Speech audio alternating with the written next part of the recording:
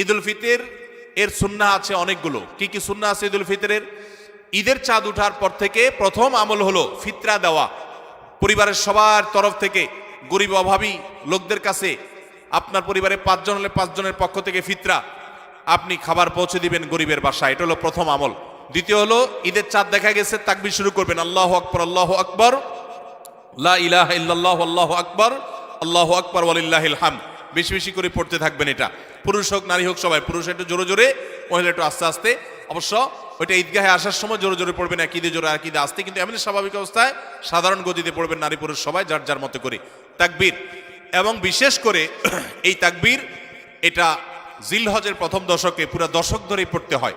যাই হোক, এই ঈদের চাঁদ ওঠার পর থেকে ঈদের নামাজ পড়তে তাকবীর আমরা শেষ করে পড়তে থাকবো। তৃতীয়ত হলো মেসওয়াক করবেন। 4 নম্বর হলো গোসল করবেন ঈদের দিন উপলক্ষে। 5 নম্বর হলো সুন্দর পোশাক পরবেন, যা আছে এর মধ্যে সুন্দর, নতুন হওয়া জরুরি না। 6 নম্বর হলো সুগন্ধি ব্যবহার করবেন। 7 নম্বর হলো আপনার খেজুর খেয়ে তারপরে ঈদগাহে আসবেন, খেজুর খেয়ে মিষ্টি মুখ করে ঈদুল ফিতর ঈদগাহে আসবেন।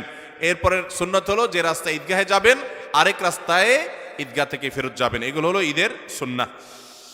ইফতারের সময় আজান দেওয়া হয়, তখন কি আজানের জবাব দেওয়া উত্তম নাকি ইফতার করা উত্তম? খুবই দরকারি একটা প্রশ্ন, খুবই দরকারি একটা প্রশ্ন। কারণ আমরা যারা নিয়মিত মাগরিবের সময় আজানের জবাব অন্য সময় দেই, রমজানে আসলে আমাদেরও বেশিরভাগ লোকের এটা দেওয়ার সুযোগ হয় না।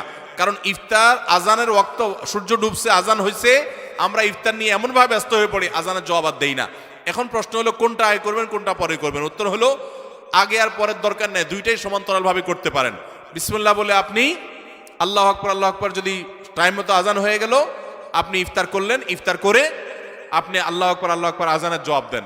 খেতে থাকেন আর ফাঁকে ফাঁকে জবাব দিয়ে দেন। জবাব দেওয়ার সময় আপনি খেতে পারবেন না, একদম চুপচাপ বসে জবাব দিতে পারবেন, কোনো কথা নাই তো। খাওয়ার ফাঁকে ফাঁকে একটু ব্রেক দিয়ে দিয়ে আপনি আজানের জবাব দিয়ে দেন, তাহলে দুইটা একসাথে হয়ে যেতে পারে। আমরা অনেকে এটা করি না, এটা করা উচিত আমাদের। রমজানে কখন দোয়া করলে দোয়া কবুল হয়? রমজানে দোয়া কখন কবুল হয়? প্রথমত রোজাদার ব্যক্তির সারাদিনই দোয়া কবুল হয়। নবী করিম সাল্লাল্লাহু আলাইহি ওয়াসাল্লাম বলেছেন যে রোজাদার ব্যক্তির দোয়া কবুল হয় হাত্তা ইফতিরা, সে ইফতার করার আগ পর্যন্ত। কোন কোন হাদিসে আসছে হিনা ইফতির, ইফতারের সময়টাতে দোয়া কবুল হয়। তাহলে রোজাদার সারাদিনই তার দোয়া কবুল হয়। আপনি রোজা অবস্থাতে, সিয়ামরত অবস্থাতে, অফিসে আদালতে, কাজে কর্মে, মা বোনরা রান্না বাড়ায়, যে যেখানে থাকেন না কেন, ওই ফাঁকে ফাঁকে আপনি দোয়া চালাই দিবেন। এবং দোয়ার জন্য অজুও জরুরি না, বিনা অজুতেও দোয়া করতে পারেন, যদি অজু করে করলে উত্তম। আর 2 হাত তুলে করতে পারছেন না, কাজ করছেন, মনে মনে আল্লাহর সাথে কথা বলছেন, এটাই দোয়া, মুনাজাত চলতে থাকবে। সারাদিনই রোজাদার ব্যক্তির রোজা অবস্থা দোয়া কবুল হয়।